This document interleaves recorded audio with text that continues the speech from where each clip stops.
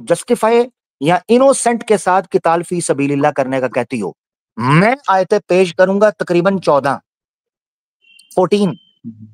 14 आयत कुरान से पेश करूंगा जो किताल फी सबीलिल्लाह के कॉन्टेक्स्ट में जब भी आएंगी आपको रीजन देंगी कि क्या हो रहा था और ये क्यों किया गया। 14 आयत, ठीक है। मिसाल के तौर पर अभी एक, ताकि आप ये ना कहो कि यार अपनी तरफ से छोड़ है, अभी अभी अभी के अभी ये घोड़ा और ये घोड़े का मैदान, ठीक है। अभी चलते हैं, अभी याद ले लो, ताकि आप ये ना कहो यार इसने मुझे चैलेंज तो कर दिया और ऐसे ही भगा दिया। अरे नहीं नहीं, चैलेंज नहीं, वो मेरे को भरोसा है आप में। थैंक यू, ये आपकी मोहब्बत है, आपका ट्रस्ट है। ये किधर गई ये फिक्स ट्रांसलेशन, ये देखिए जी, चैप्टर 22 वर्स 39। अनुमति दी गई उन लोगों को जिनके विरुद्ध युद्ध किया जा रहा है क्योंकि उन पर जुल्म किया गया, और निश्चय ही अल्लाह उनकी सहायता की पूरी सामर्थ्य रखता है। ये देखें, अनुमति दी गई, किन को दी गई? जिन लोगों पर जुल्म किया जा रहा है, अत्याचार किया जा रहा है और उनके विरुद्ध युद्ध किया जा रहा है। कॉमन सेंस, सेल्फ डिफेंस आज दुनिया मानती है। इसका मतलब है कुरान ने जो किताल फी सबीलिल्लाह के आदेश दिए थे, सिर्फ एक आयत दी है, इस तरह की 14 आयात दे सकता हूं जो बेस में बताती हैं। और याद रखना चाहिए यहां पर आगाज हो रहा है इजाजत का, जिससे आपको पता चलता है कभी किसी इनोसेंट किलिंग की, कभी किसी ऐसी कौम के साथ भिड़ने की इजाजत इस्लाम ने नहीं दी जो आपके साथ डायरेक्ट युद्ध में ना उतरे हों, कुछ भी नहीं। भाई मेरे पास दो दो और थी, वो भी उसको भी एक्सप्लेन कर दोगे? जी जी दे दें। कौन सी है और कौन सी है? एक थी 4 की 89। ये एक्चुअली एक मेरे पास वो पीडीएफ ही आया था इंस्टा से।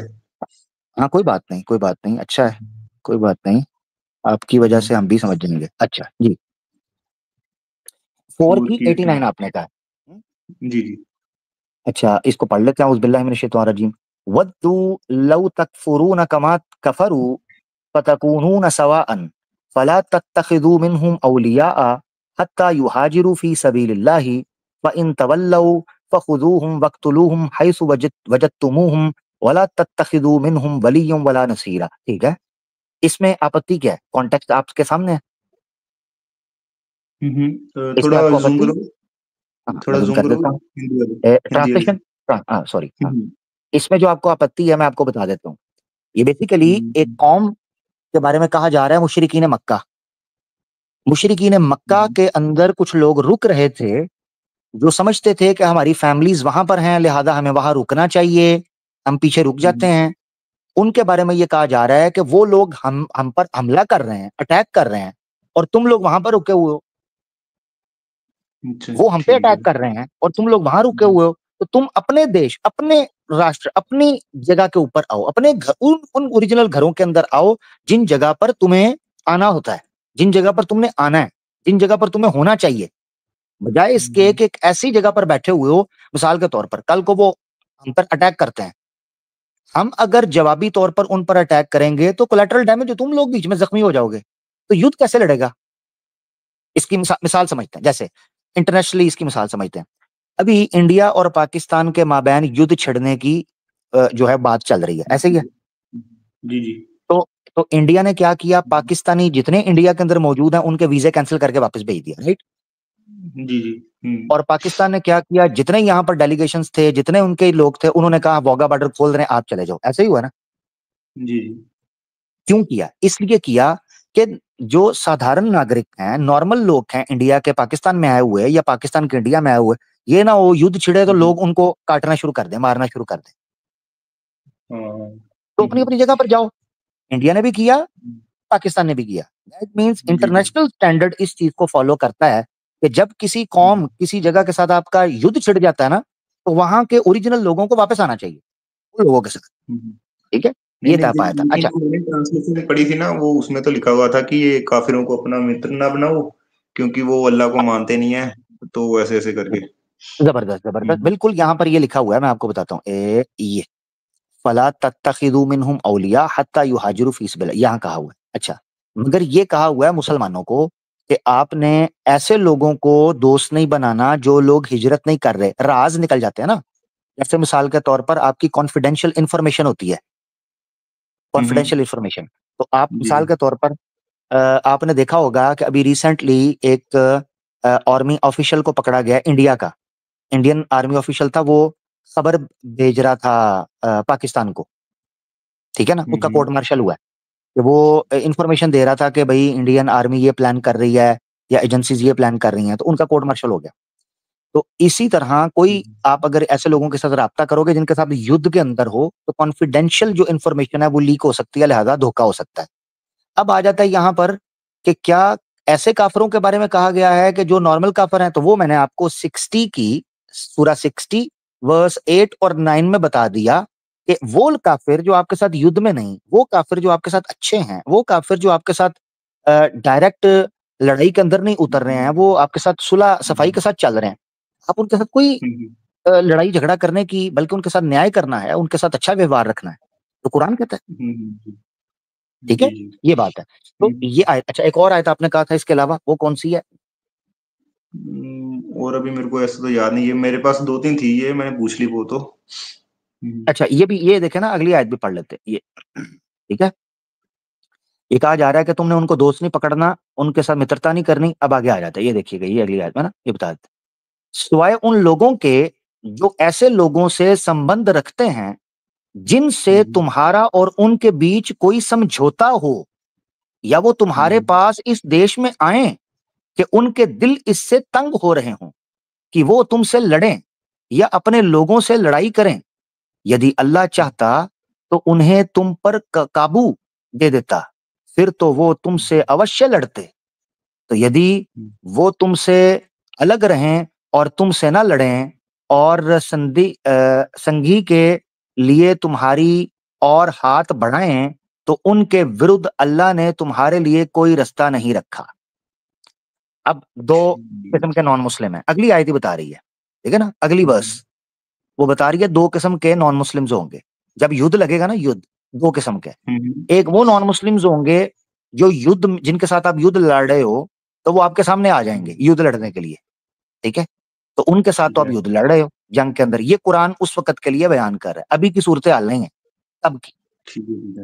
बताऊं, सही बताऊं आपको, जो इंडिया के मेजोरिटी मुस्लिम्स को इन आयात का, मेजोरिटी मुस्लिम्स को इन आयात का इस बेस पर पता भी नहीं होगा जितना ये इस्लामोफोर्स फैला फैला कर उनको बता रहे हैं कि ये हमारे लिए आई हैं, वो खुद उनको बता रहे हैं। ये पता क्या, इसे कहते हैं आ बैल मुझे मार। जी तो फ्री में उनको जगा रहे हैं, है? आ बैल मुझे मार, उनको पता भी नहीं होगा कि ये आयात है या क्या है। वो चुप करके अपना रोजी रोटी कमाई, चुप करके चले गए। ये जानबूझ के पंगा करते हैं, फड्डा करते हैं, फिर बाद में कहते हैं मदनी दौर आ गया। अच्छा खैर, अब फोकस करने का ये है, वो ये कि उस वक्त के काफिरों के हवाले से जब ये बात कही गई थी, तो दो तरह के काफिर आने थे, नॉन बिलीवर्स, नॉन मुस्लिम्स। एक वो जो युद्ध में आपके साथ लड़ते, एक वो जो आपके साथ नहीं लड़ रहे। जो आपके साथ लड़ रहे हैं, कोई भी कॉमन सेंस रखने वाला या प्रैक्टिकल आदमी कहेगा ऑब्वियसली अगर आप युद्ध में चलेगा आपको लड़ना पड़ेगा, उसमें तो सर्वाइवल है। और कोई भी प्रैक्टिकल आदमी कहेगा जिनके साथ आपका युद्ध नहीं है, आप उनको हाथ तक नहीं लगाओ, उनके साथ कुछ भी नहीं करना। यही बात की जा रही है शायद के अंदर, ठीक है, सिंपल। ठीक, मतलब वो आउट ऑफ कॉन्टेक्स्ट उठाया हुआ है बातें सभी। जी जी जी जी, आउट ऑफ कॉन्टेक्स्ट उठाया हुआ है आपके सामने। मैं तो कुरान खोल के आपको बता रहा हूँ, जहां से आपको लगे मैं गलत कह रहा हूँ आप उसको पिन पॉइंट करके मुझे बताइएगा, मैं समझा दूंगा आपको, ठीक है ना। नहीं नहीं हाँ अच्छा, तो इसी तरह सनातन धर्म, अगर सनातन धर्म के शास्त्र भी पढ़े जाएं तो सनातन धर्म के शास्त्र पीठ दिखा के, मैं आपको बताऊं, सनातन धर्म के शास्त्रों में क्षत्रिय धर्म के मानने वाले के लिए सबसे बड़ा पाप यह है कि वो पीठ दिखा के युद्ध भूमि से भाग जाए। सबसे बड़ा पाप, जी सबसे बड़ा पाप क्षत्रिय के लिए। भगवत वो गीता में लड़ना भी यही वो बताया मरना गया। पसंद करता है, बट पीठ दिखाते नहीं भागता। हाँ, तो भगवत गीता के अंदर भी यही बताया गया है, इसी तरीके से अग्नि पुराण के अंदर ये बताया गया है, इसी तरीके से मनुस्मृति के अंदर ये बताया गया। मनुस्मृति के अंदर जहां पर युद्ध के नियम, जो क्षत्रिय धर्म के नियम दिए गए हैं, वहां ये बोला गया है जब कभी राजा सेना को युद्ध पर बुलाए, एक बंदा भी पीछे ना रहे, एक बंदा भी। यह मनुस्मृति के अंदर लिखा है। वो ठीक है। वो जो बुला रहा है कि एक बंदा भी पीछे ना रहे, तो वो क्या प्यार मोहब्बत के लिए बुला रहा है? ऑब्वियसली खून बहाने के लिए, लड़ाई के लिए जाने जाएंगे। जी। तो हर धर्म के अंदर एक, उसमें फर्क क्या है, मैं आपको एक चीज बताता हूँ और फिर मैं चाहता हूँ आप अगली आयत भी दीजिएगा। ठीक है। धर्म फिलॉसफी खड़ी करता है, आइडियोलॉजी है, आइडियोलॉजी को मानने वाले लोग होते हैं।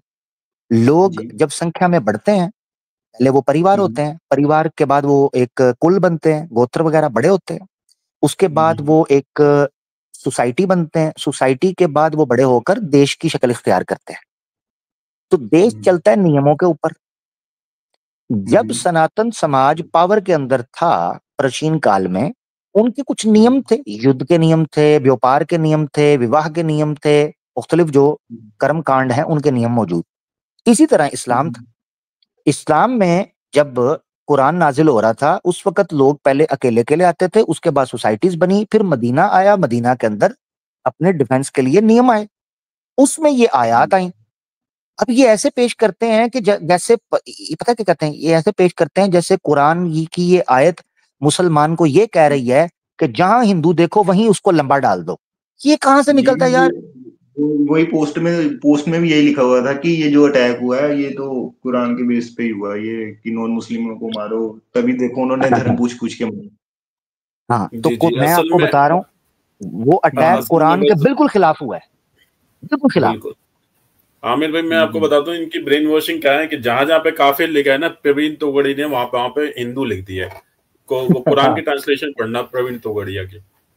हाँ, इस वजह से इनकी ब्रेन वॉशिंग बेचारे बचपन से ही जो इस आइडियोलॉजी से जुड़े ना आरएसएस से, आरएसएस ने बर्बाद करके छोड़ दिया। अभी एक इंटरव्यू पड़ा हुआ है विकास सर का, जो दृष्टि के है ना, तो उनका इंटरव्यू पढ़ना क्यों मैंने आरएसएस को छोड़ा, पढ़िएगा वो इंटरव्यू। और एक ऐसे मिश्रा साहब के सुमित मिश्रा या कुछ ऐसे कुछ नाम है उनके पे एक पिछड़ी जात का था जो बाबरी मस्जिद तोड़ने में उनके साथ में था, तो उनका भी यही सेम है कि मैंने आरएसएस को क्यों छोड़ा। उन्होंने पूरा सिलेबस बताया कि किस तरीके से झूठा इतिहास पढ़ाया जाता है, किस तरीके से चीजों को मिस इंटरप्रिटेट करके बताया जाता है, किस तरीके से आउट ऑफ कॉन्टेक्स्ट चीजों को समझाया जाता है। तो इन अच्छा, दो ये इंटरव्यू अक्सर देख कहते हैं, लीजिएगा, हाँ, आपका ब्रेन हाँ, सही हो जाएगा।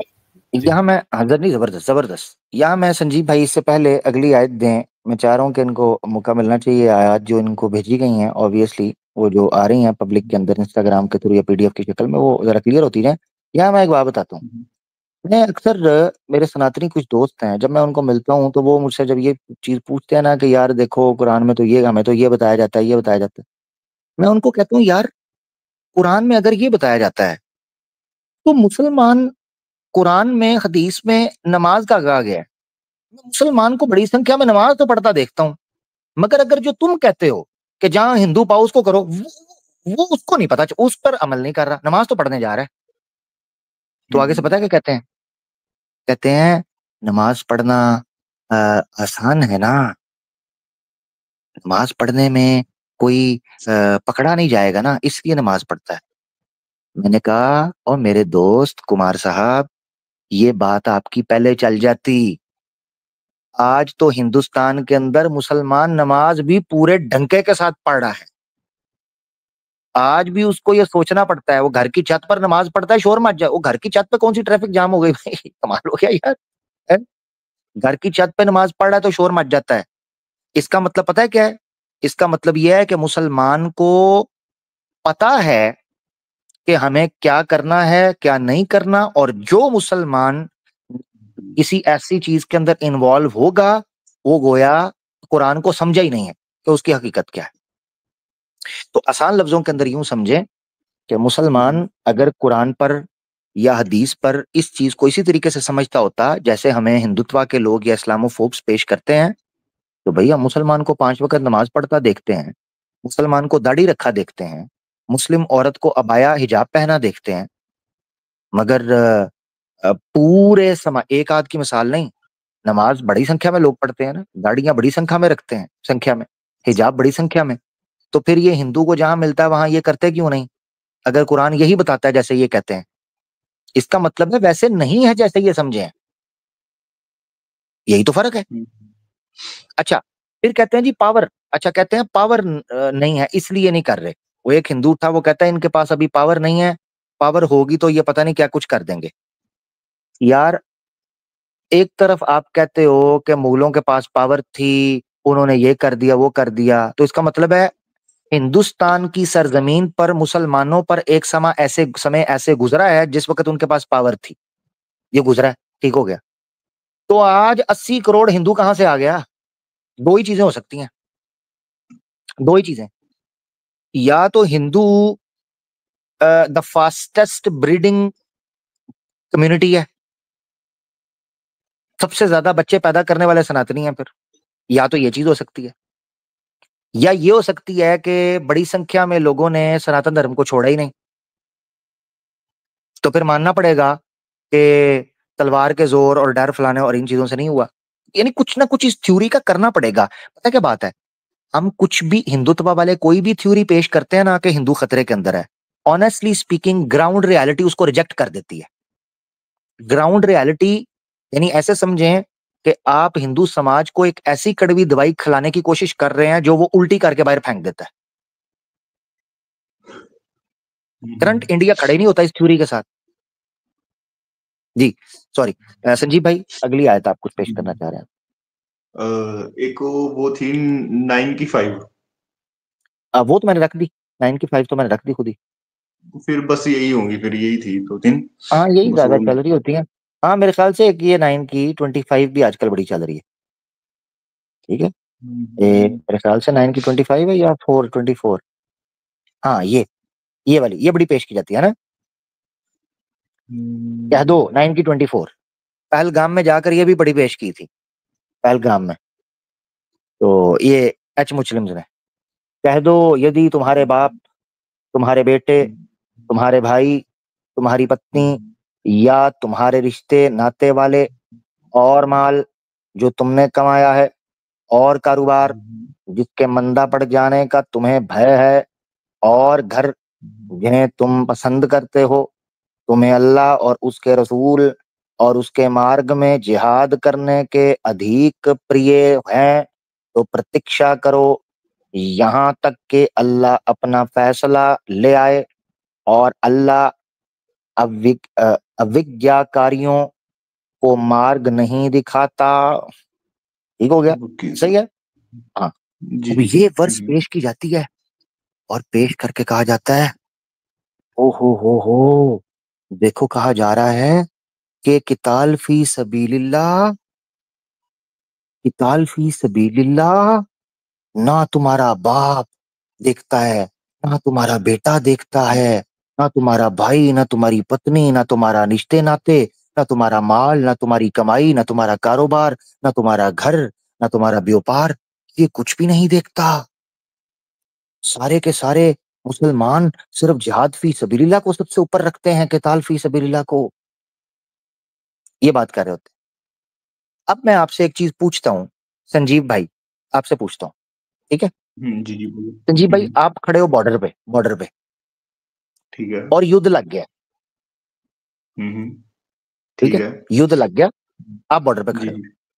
अब आपकी युद्ध लग गया, आपकी पत्नी और आपके बच्चे हैं, वो आपको कॉल करते हैं, अब्बू आपकी याद आ रही है, आप जंग पे हो, वहां से मिसाइल आ रहा है, गोली आ रही है, आपको कुछ हो ना जाए, अब्बू हम आपको मिस कर रहे हैं, वापस आ जाओ।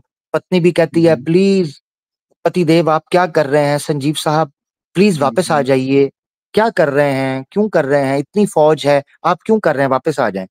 आप आ जाओगे? नहीं। आपको आना चाहिए? नहीं नहीं बिल्कुल नहीं।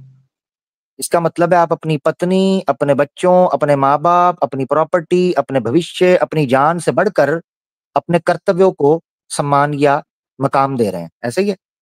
देश पहले, duty first. Duty first, exactly, duty, यही कुरान कह रहा है। तो एक आदमी जब युद्ध पे खड़ा है, युद्ध के अंदर आदमी को मोटिवेशन चाहिए। कैसे हो सकता है कि एक बॉर्डर पे फौजी खड़ा है, अगर इन एक्स मुस्लिमों का बस चले ये फौज का बेड़ा गर्क करवा दे, ये पीछे से कहें ओए क्या देश तुम्हें अपने माता पिता plum plum plum plum plum plum से बढ़कर है, अपने रिश्ता ना तो बढ़कर है, तुम्हारे बच्चे तो छोटे छोटे हैं, वापस आ जाओ, नहीं लड़ो, और देश की पूरी फौज, चाइना की फौज और पाकिस्तान की फौज देश ले जाएगी। और ये बैठे रहेंगे। इनकी फिलॉसफी, अगर इनका फॉर्मूला देखा जाए तो, और भाई युद्ध में जब कभी सेनाएं युद्ध भूमि में, युद्ध के मैदान में उतरती हैं, उनकी मोटिवेशन ये होती है, वो किसी कारण उतरते हैं, ठीक है। अब जी जी अर्जुन अगर वही सोचता जो वो सोच रहा था, तो कभी महाभारत में श्री कृष्ण उसको ना समझाते और वो ना निकलता वहां से, वो ना जाता, वो तो डटा जब श्री कृष्ण ने उसको मोटिवेट किया। जी जी श्री कृष्ण ने कहा, हतु वा प्राप्स्यसि स्वर्गम जित्वा व भोक्ष्यसे महीम तस्मादुत्तिष्ठ कौन्तेय युद्धाय कृत निश्चयः। श्री कृष्ण क्या ने कहा, क्या बात कर रहा है? श्री कृष्ण ने कहा, क्या कर रहा है अर्जुन? अगर तू इस भूमि पर तेरा रक्त गिरा और तेरा निधन हो गया, सीधा स्वर्ग प्राप्ति। और अगर जीवित रहा, जित वा भोक्ष से महीम, अगर तू जीता रहा, भोक्ष से महीम, तुझे इज्जत मिलेगी, महिमा मिलेगी, महिमा चौधरी नहीं, महिमा, ठीक है ना, महिमा जी मिलेगी। तस्मादुत्तिष्ठ कौन्तेया, तो फिर क्या कर रहा है? उठना, युद्धाय कृत निश्चयः, उठ के लड़ना, अब पीछे मत हट, श्री कृष्ण ने कहा। अब ये कॉमन सेंस की बात है, जंग लड़ रहे हो, जंग में एक पूरी साइकोलॉजी चलती है, जंग में एक पूरी स्ट्रेटेजी चलती है। फौजी अगर वहां बैठकर कहेगा, संदेश से आते हैं मुझे सहल, अब कमाल हो गया। एलओसी पे बैठ के इसको लड़ना है, बॉलीवुड मूवी नहीं है, तो लड़ना होता है।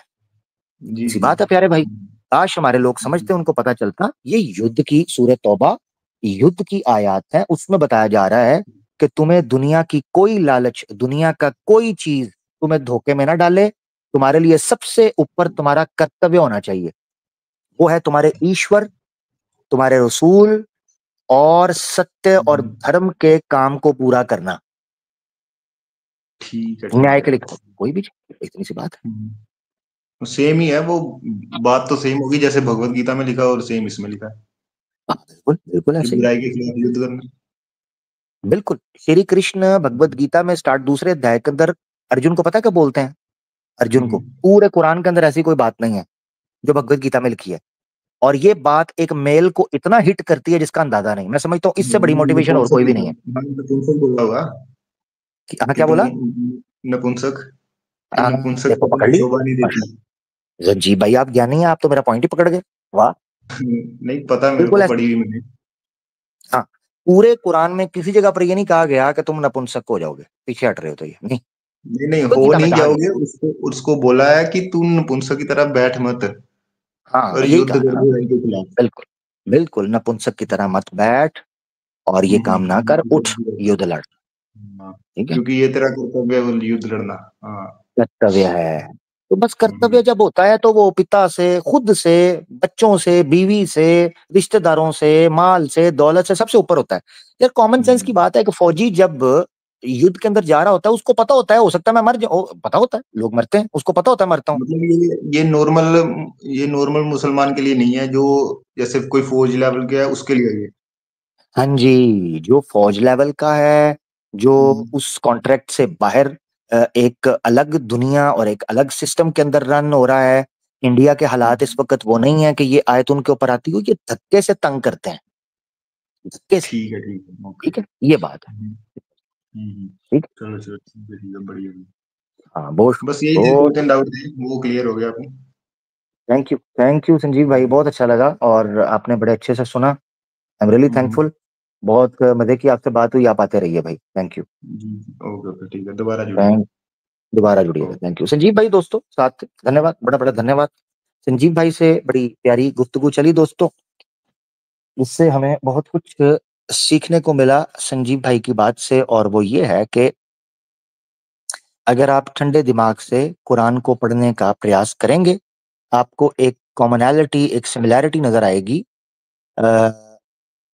रैशनल सिमिलैरिटी नजर आएगी, एक विजडम और एक लॉजिक छुपी हुई नजर आएगी उसके अहकामात के पीछे, जो तभी समझ आ सकेगी जब आप उस सिचुएशन में लेके जाओगे, लेके जाओ। मिसाल के तौर पर आज के वक्त का इंसान ये इमेजिन ही नहीं कर सकता कि लोग इंटरनेट के बगैर सरवाइव कैसे करते होंगे। आज आप 5 मिनट, ये ज्यादा कह रहा हूं, आज लोगों की बैटरी खत्म हो जाए और पास चार्जर ना हो, ऐसे फड़फड़ाते हैं जैसे बिन जल के मछली होती है। मैंने ऐसे फड़फड़ाते लोगों को देखा। चार्जर पकड़ा होता है, तार पकड़ी होती है, कभी किसी रेस्टोरेंट में प्लग ठोक रहे हैं, कभी किसी सलोन के अंदर ठोक रहे हैं, कभी किसी बस स्टॉप पर ठोक रहे हैं, कभी किसी से प्लग मांग रहे हैं, कभी किसी से पावर बैंक मांग रहे हैं। देखा नहीं देखा आज? ये तो सबने एक्सपीरियंस किया है, क्योंकि सबके पास फोन है। उससे भी हाँ खतरनाक कुछ लोगों ने तो गेम खेलते खेलते सुसाइड कर ली। हाँ, तो ये बिल्कुल। पबजी बच्चों ने बिल्कुल। डिप्रेशन में, हाँ, इतना तो खतरनाक। मैं ये बात कर रहा हूं कि आज के दौर के लोग सोशल मीडिया के बगैर जीने का तसव्वुर भी नहीं, इमेजिन भी नहीं कर सकते कि सोशल मीडिया के बगैर कैसे रहते हैं। अब ये आज के दौर का इंसान, आज से हजारों साल पहले, सैकड़ों साल पहले लोगों की स्ट्रेटजी या उस वक्त के टाइम को जब तक उस जगह पर जाकर इमेजिन या फील नहीं करेगा, उसको उसके पीछे लॉजिक समझ नहीं आएगी, उसके पीछे प्रैक्टिकलिटी समझ नहीं आएगी। इतनी सी बात, ये चीज है। ये हमेशा कुरान उतरा है, एक समय गुजरा है, लिहाजा कुरान को समझने के लिए आपको उस टाइम को सामने रखना। इसीलिए याद रखें, दूसरी किताबों में और कुरान के अंदर एक बड़ा फर्क है। जैसे बाइबल है, बाइबल जिन लोगों पर रिवील हुई, अकॉर्डिंग टू देयर क्लेम, जिन लोगों पर रिवील हुई, उन लोगों ने बैठकर लिख दी। अच्छा, इसी तरीके से वेद व्यास जी हैं, उनको शास्त्र जिस तरीके से कन्वे हुए, उन्होंने बैठकर लिख दिए। यानी मंत्र किसी और को, उसकी उत्पत्ति, उसका प्रकाश किसी और पर पड़ा था, ठीक है, वेद व्यास जी ने बाद में लिख दिए। कुरान का मामला यह है कि कुरान के अंदर जिंदगी, एक मुआशरे की आपको जिंदा मुआशरा दिखाई देता है। कुरान को पढ़ने वाला इंसान साफ तौर पर महसूस करता है कि कुछ लोग इस दुनिया में आए थे और वो जिंदगी जीकर गए थे, और उनके आपको वहां पर झलकें दिखाई देती, झलकियां। तो कुरान कहानी के स्टाइल में नहीं लिखा गया, बल्कि वाकयात के स्टाइल में लिखा गया है। वाकयात का मतलब होता है चीजें हो रही थी और कुरान उनका समाधान, समस्याएं आती थी, कुरान उनका समाधान करता था, यूं महसूस होता है। इसलिए मैं कहता हूं कि कुरान एक जिंदा किताब है। आप जिंदगी की किसी भी स्थिति के अंदर हों, अपने जीवन के किसी भी आयु में हों, आपको साफ तौर पर कुरान के साथ लिंक फील होगा। सिर्फ एक शर्त है, आप अपने माइंड को क्लियर रखो। आप किसी भी उम्र में हो, आप शादीशुदा हो, आप डिवोर्सी हो, आपके पेरेंट्स हो ना हो, आप कारोबार कर रहे हो, आप आर्मी में हो, आप औरत हो या मर्द हो, आप बच्चा हो या बूढ़ा हो, आप कुछ भी, कुछ किसी रिश्ते में अपने आप को रखें या सोसाइटी में, किसी समाज में, किसी एरिया में फिट करें, कुरान की कई मकामात आपके साथ बातें करता हुआ दिखाई देगा। आपको लगेगा कुरान आपके साथ कम्युनिकेट कर रहा है। ये कमाल है। ठीक हो गया? तो लोगों की जिंदगियों पर आधारित कुरान में समस्याओं का समाधान मिलता है आपको, सत्य की खोज में। रोहन भाई कुछ कहना चाह रहे थे? रोहन भाई आप कह लें, फिर सत्य की खोज में भाई को लेते हैं। मैं इसी में पॉइंट ऐड करना चाह रहा हूँ, कुरान और जो सुनना है ना, काफी स्ट्रक्चर है। आप देखेंगे ना, हदीस को, जिहाद वाली हदीस को तभी ही लिखा गया जब जिहाद हुआ है। मतलब तब युद्ध नीतियां बनाई जा रही हैं एक दुश्मन के खिलाफ, दुश्मन किस कैसी चाल चल रहा है, उस हिसाब से युद्ध नीतियां आप देख, अगर आप टोटली जिहाद के चैप्टर को पढ़ेंगे, अब जो सही बुखारी में या सही मुस्लिम में या दूसरी दिगर किताबों में, तो वहां पे आपको स्ट्रक्चर नजर आएगा कि वो तब बात हो रही है जब दुश्मन से लड़ाई हो रही है या दुश्मन कोई प्लॉटिंग कर रहा है। ठीक है ना? तो बड़ा स्ट्रक्चर है हर चीज में, हर चीज में स्ट्रक्चर है उसके अंदर में।